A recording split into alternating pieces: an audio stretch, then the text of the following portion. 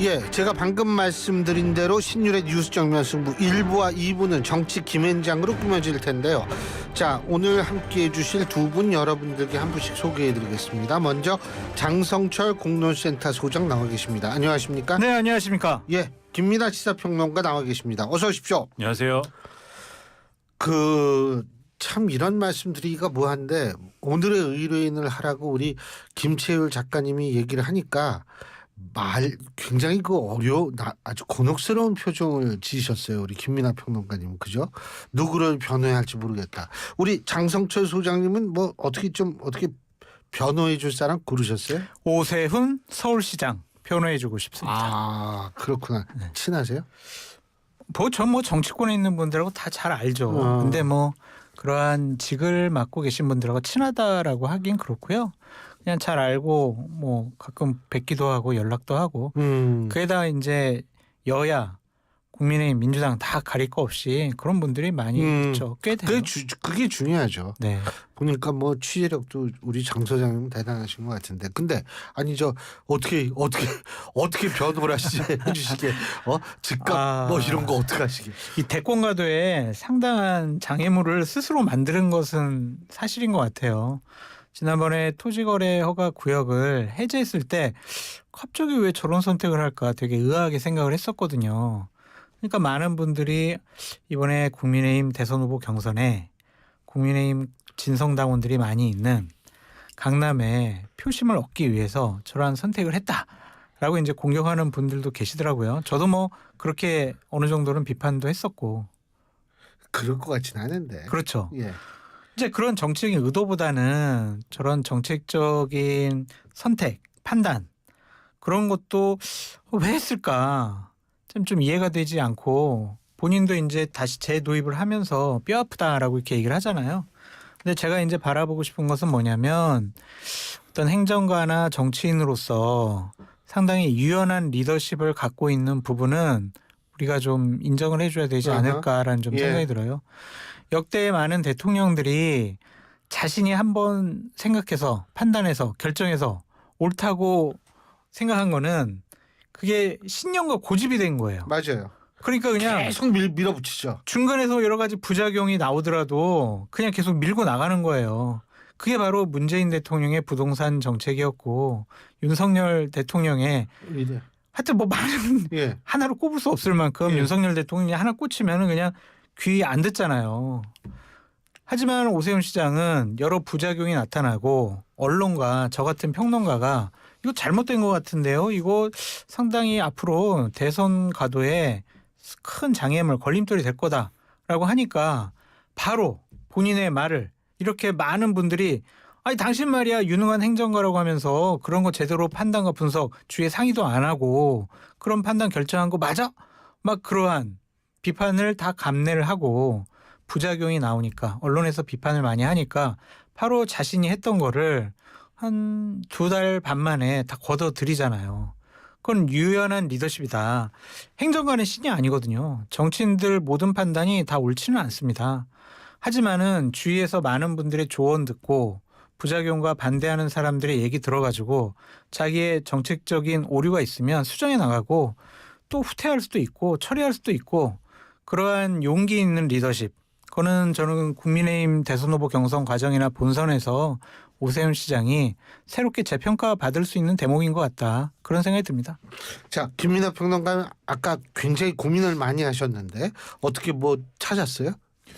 솔직히 요즘에 사실 별로 이렇게 변론해주고 싶은 대상이나 이런 사람이 없다고 아까 생각을 했는데 우리 장성철 소장님이 저렇게까지 말씀하시는 걸 들으면서 조금 반성을 했습니다. 이게 그렇게 아니한 생각으로 지금 방송하면 안 된다. 최선을 다해서 방송을 해야지. 이거는 그런 아니한 생각할 때가 아니다. 이런 감동입니다. 생각을 했고요. 오세훈 시장에 대해서 저렇게 말씀을 하셨기 때문에 저는 그러면 민주당에 대해서 이 변호를 하고 싶다. 그동안 줄타내기니 뭐니 29번을 했니 30번째를 하니 이런 여러 가지 이제 비판이 있지 않았습니까? 근데 오늘 한덕수 총리 이제 탄핵 심판에 대한 선거와 관련돼 가지고 또 여러 가지 평가들이 있습니다. 근데 보니까 어쨌든 기각이 됐습니다마는 기각이 됐으니까 거봐라 지금 하는 거 아닙니까? 국민의힘도 그렇고 거봐라 기각될 거 왜 했느냐? 그러면서 지금 상당히 좀 개선 장군 같아요. 한덕수 총리도. 국민의힘도 이제 뭐 사과해라 뭐 이러는데 근데 이 판결문을 잘 보면은 어쨌든지 간에 헌법재판관을 임명하지 않은 거에 대해서 이거는 어쨌든 법 위반이다.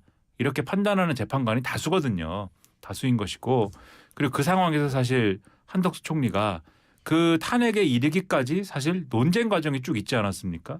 헌법재판관을 임명해야 된다. 그 당시 3명을 임명하지 않으면 그 헌법재판소가 이 최악의 경우에는 마비될 수도 있고 상당한 어려움에 이제 봉착할 수가 있기 때문에 이걸 꼭 해야 된다라는 여러 가지 설득이 있었음에도 불구하고 계속 이거는 여야 합의가 안 됐기 때문에 또는 뭐 여러 가지 이제 이유를 들어서 계속해서 이제 하지 않은 그런 상황이 이어졌던 거예요. 그래서 여러 이제 시도를 했음에도 불구하고 이것을 이제 한덕수 총리가 이 지금의 야당의 주장을 이제 수용하지 않았기 때문에 결국 이제 탄핵까지 가는 그런 과정이 있었기 때문에 저는 탄핵 소추 자체에 뭐 정당성이 없다 이렇게 보지는 않습니다. 그래서 이제 그런 과정 자체를 우리가 생각을 해보면 한덕수 총리도 지금 이제 장서철 소장님이 말씀하신 것처럼 주변의 사람들의 말을 들어서 이렇게 좀 유연하게 판단했으면은 상당히 좋지 않았을까. 그래서 최상목 사실 권한대행도 이제는 최상목 부총리죠. 최상목 부총리도 3명 중에 2명을 임명하지 않았습니까? 사실 그 점은 저는 잘했다고 보는 쪽이거든요. 여러 가지 논리가 이상하긴 했습니다만. 그래서 그렇게 했으면 좀 낫지 않았을까라는 생각을 한다는 점에서 그 점에서 뭐 이 탄핵 문제와 관련돼서는 완전히 이제 뭐 정당성이 없는 것처럼 얘기하는 것은 제가 볼 때는 다시 한번 좀 판단해 볼 필요도 있다. 이렇게 좀 말씀을 드리겠습니다. 자, 우리 김민하 평론가님이 이 한덕수 권한대행의 탄핵 심판에 대해서 말씀을 하셨는데 오늘 선고 어떻게 보셨어요? 어떤 부분을 가장 눈여겨 보셨어요? 찝찝한 각하 2명. 그러니까 전 기각될 줄 알았거든요. 기각될 거라고 계속 예상을 했었고. 많은 분들이 한덕수 권한대행에 대해서 그렇게 말씀하셨어요. 죄송해요. 제가 저 혼자 잘난 척하려고 그랬는데.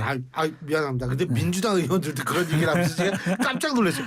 속으로 그 기각될 거를 예상하면서 왜 했지? 이런 생각을 하긴 했는데 말씀하세요. 근데 어쨌든 뭐 결론적으로 헌법과 법률을 위반을 했지만 파면시킬 만큼 중대한 위반은 아니라고 본 거잖아요.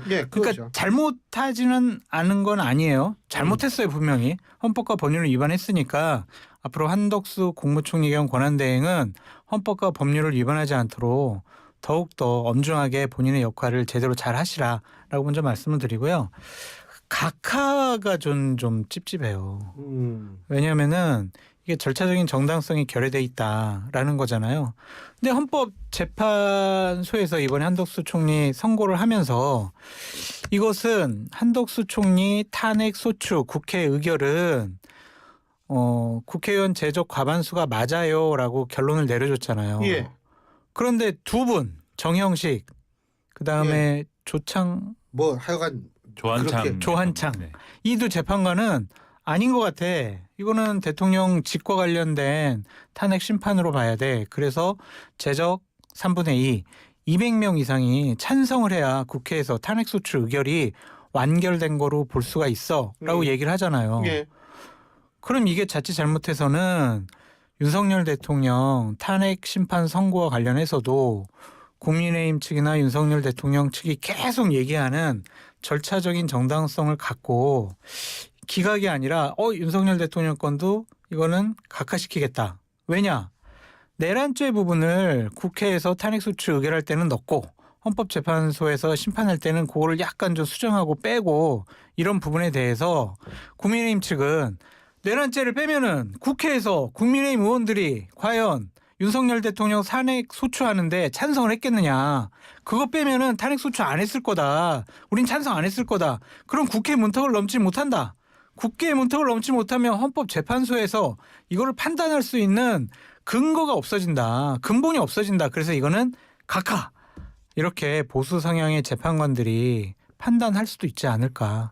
그 점이 제일 걱정이 된다. 자. 그러면은 각하나 기각이 될 수도 있다 이렇게 생각하시는 거예요? 저는 8대 0이라고 생각이 드는데 이번에도 한덕수 총리와 관련해서는 다 기각될 거라고 생각했는데 각하라는 사유를 갖고 이것을 선고하는데 소수견을 냈단 말이에요. 그러니까 이 보수 성향의 재판관들이 또 다른 판단, 사유를 들어가지고 윤석열 대통령권과 관련해서 보수 우파, 국민의힘 그리고 윤석열 대통령 변호인들이 원하는 각하의 판정을 그냥 사유 들어가지고 내릴 수도 있지 않을까, 그런 좀 찝찝함이 있습니다. 걱정스러운 마음. 저는 이제 헌법재판관들이 뭐 예를 들면 정치권하고 뭐 주파수를 맞춰가지고 뭐 이렇게 판단을 했다거나 그러지 않았으리라고 생각을 합니다. 일단 그러지 않았으리라 생각을 하는데, 그 여의도 주변 또는 이제 막 이제 열심히 거리에서 어느 쪽에 있든 시위를 하는 굉장히 열성적인 이제 각 당의 지지자분들, 이런 분들은 그럴 것이다라고 지금 생각을 하고 있는 분위기이지 않습니까? 그런 분위기에서 지금 이제 이런 판단들이 각 재판관들의 판단들이 지금 일정 부분 노출이 된 거지 않습니까? 이 한덕수 총리와 관련돼서. 그러다 보니까 이제 장성철 소장님처럼 저런 지금 장성철 소장님이 우려하는 부분에 대해서 우려하는 부분들이 지금 있는 것 같아요. 우려해요? 걱정 안 해도 돼요? 근데 이제 제가 생각할 때는 물론 지금 일어나지 않으리라는 법이 어디 있습니까? 어떤 일이든 간에. 그렇죠? 어떤 일이든 간에 일어날 수 있는 것이죠. 그런 것인데 다만 이런 부분을 한번 따져볼 필요가 있겠다라는 생각이 듭니다. 그러니까 이번에도 헌법재판소가 이번에 한덕수 총리에 대한 이제 탄핵 심판 선고를 하면서 이 보도자료를 내놓은 걸 보면은 이 판단에 이제 의의를 따로 이제 정리를 해놨습니다. 근데 의의 부분에 보면 이번 판결의 의의는 이 대통령 권한대행을 탄핵할 때 탄핵소추안을 이제 의결할 때 의결 정족수가 200명 아니고 151명이다라는 걸 분명히 한 대에 의의가 있다. 이렇게 이제 따로 적어놨습니다. 이 부분을. 근데 그 얘기는 무슨 얘기냐 하면은 이전에 헌법학자들도 이 부분에서는 일정 부분은 의견이 좀 분분했던 거죠. 물론 조금 더 의견이 많은 쪽은 151명설이 많았던 것으로 저는 이제 파악을 하고 있는데 200명설도 없는 건 아니었다. 200명설을 이제 말씀하시는 분들이 있었다. 이렇게 볼 수가 있는데 어쨌든 이번에 헌법재판소가 그 부분을 정리한 게 이번에 이제 이 판결이다라고 볼 수가 있는 겁니다. 그래서 정리를 한 건데, 근데 이제 윤석열 대통령 측과 국민의힘에서 주장하는 윤석열 대통령 탄핵 심판과 관련돼 가지고 내란죄를 철회했기 때문에 이거는 다시 국회에서 의결해야 된다. 이 내용은 이 주장을 하는 헌법학자들이 제가 알기로는 지금 200석이라고 이 의결 정족수 200석이다라고 주장하는 분들보다 매우 소수입니다. 제가 파악하기로는.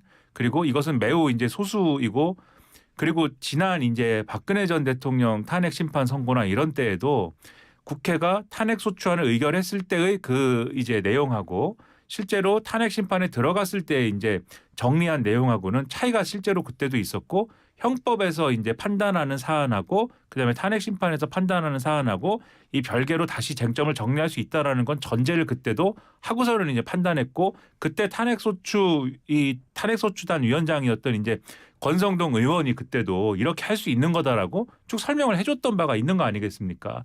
그래서 이미 그러한 또 전례가 있는 것이기 때문에 지금 이 말씀하신 이유로 이 전례도 있는 상황에서 그러한 이유로 이것은 각하사유다라고 얘기하는 거는 지금 이제 의결 정족수가 200명이다라고 얘기하는 것보다 훨씬 더 어려운 일일 것이다. 물론 이제 아까도 말씀드린 바와 같이 어떤 일이든 일어날 수 있는 것입니다만, 그 확률과 정도를 따진다고 하면은 의결 정족수 200석 얘기하는 것보다는 이게 어려운 일이다, 뒤에가. 그래서 확률은 좀 더 낮은 것이다. 저는 그렇게 생각을 합니다. 근데 제가 궁금한 게요. 자, 한덕수 권한대행에 대한 탄핵 사유는 권한대행으로서 한 행위에 대한 것들이 상당 부분 포함되어 있어요. 근데 의결 정족수는 총리에 준하는 의결 정족수를 하는 거예요.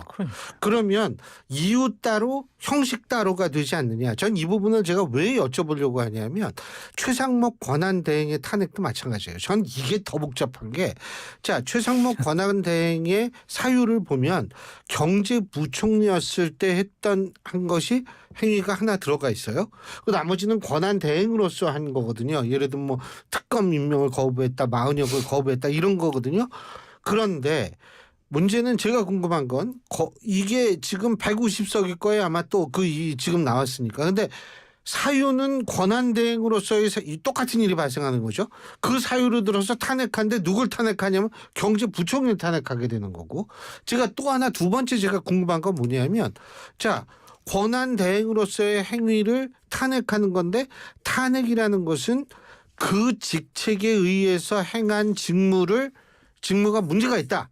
그러니까 징계를 때리겠다 이 얘기 아니에요? 그러니까요. 그럼 파면인데 문제는 뭐냐면 이제 그만뒀어요. 본의 아니게. 그렇죠. 돌아왔으니까. 그러면 권한대행도 아닌 사람에게 권한대행 때 행한 행위를 직무에 대해서 징계를 때리겠다는 게 논리적으로 타당한지 전 이것도 모르겠어요. 어떻게 보세요? 저는 신율 교수님의 네. 생각과 판단에 99% 찬성을 하기 때문에 사회생활 아니신 거죠? 아 이건 진짜 예, 그래요. 예, 저도 예. 그 부분에 대해서는 계속 예. 이의를 제기하고 있었고 예. 의문을 갖고 있었거든요. 김민하 평론가님이 좀 해소해 주시기 바랍니다.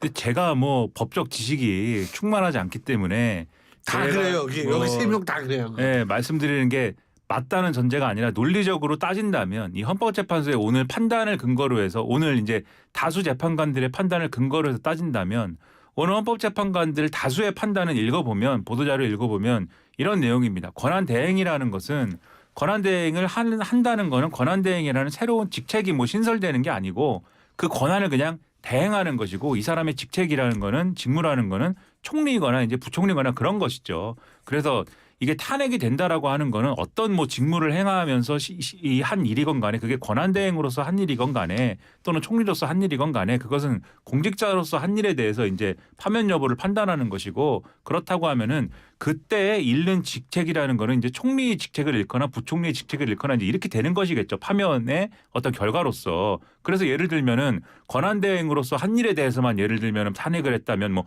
권한대행 직책만 잃고 이런 개념은 아니라는 겁니다. 그냥 이제 파면이 됐다면은 총리건 부총리건 그 직책을 잃는 것이 되는 거죠. 그래서 가령 만약에 이걸 권한대행과 총리를 나눠 가지고 무슨 판단을 하고 정족수를 달리 판단하고 막 이렇게 되면 그럼 어떤 문제가 발생하느냐? 지금 이제 최상목 부총리 문제가 이제 그래서 발생하게 되는 건데 지금 예를 들면 그렇게 나눠서 판단하게 되면 최상목 부총리의 경우에는 탄핵 소추안을 발의할 때는 권한대행이었습니다. 그런데 지금 이 상황이 되면 정작 표결할 때는 권한대행이 아닌 상태에서 표결을 해야 되는 상황이 되는 거죠. 그리고 탄핵 사유도 지금 권한대행 그만둔 상태에서의 그거죠.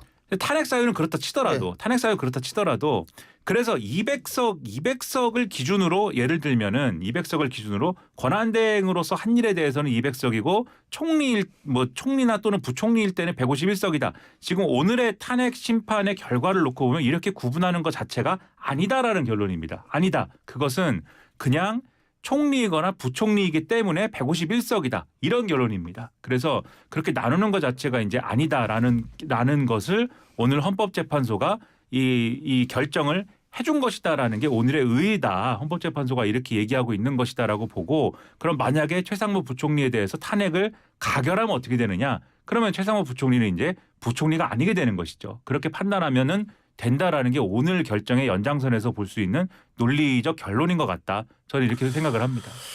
알겠습니다. 근데 그 저는 모르겠어요. 헌법재판소에서 사실 이게 굉장히 복잡한 네. 문제예요.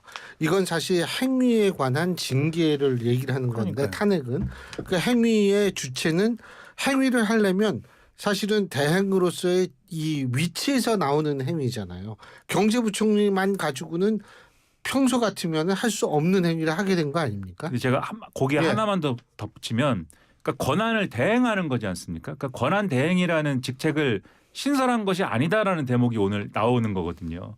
그러니까 권한 대행을 하는 이유는 그 공직자가 총리이거나 총리이기 때문에 권한 대행을 하는 것이지 않습니까? 총리이기 때문에 하는 총리인데 대통령이 없어졌으니까 직무정지가 됐으니까 권한을 대행한 것이거든요. 그러니까 권한 대행이라는 직책이 새로 오른 것이 아니라 권한을 대행한 것이기 때문에 여전히 이제 그 권한 대행으로서 권한을 행사했다 하더라도 총리가 권한을 대행하면서 이제 그 권한을 행사한 것이 되니까 논리적으로 그렇다면 이것에 대해서 탄핵 소추를 할 때에도 그러니까 오늘의 결론에 따르자면 그러면 이 부분에 대해서 이제 파면 여부를 묻는 것이기 때문에 그것은 이 오늘의 결론의 논리의 연장선에서는 아까 말씀드린 바와 같이 총리로서의 권한을 이제 총리로서의 업무에 어떤 이 권한 행사의 파면 여부를 물은 것이다. 이제 얘기가 이렇게 되는 것이겠죠.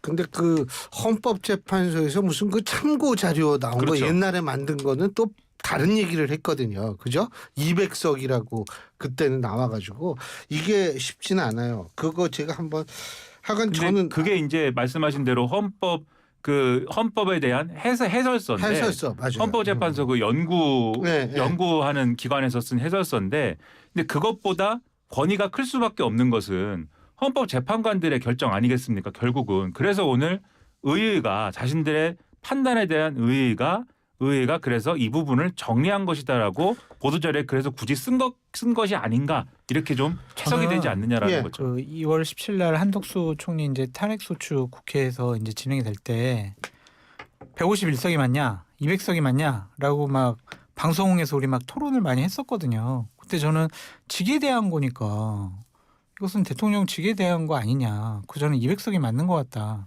좀 그랬던 기억이 그게 있어요. 해설서에도 그렇게 나와 있어요.